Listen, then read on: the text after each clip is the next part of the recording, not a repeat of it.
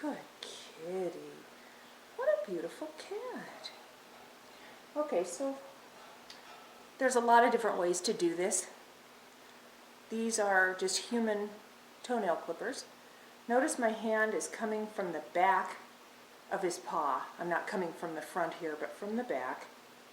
And I put my thumb over the top of a nail. You need to isolate the toenail.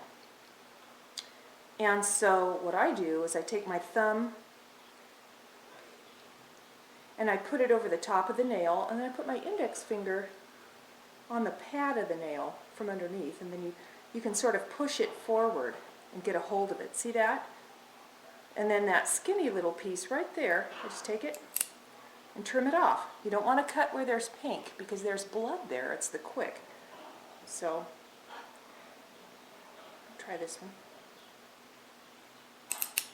Good kitty. Hey,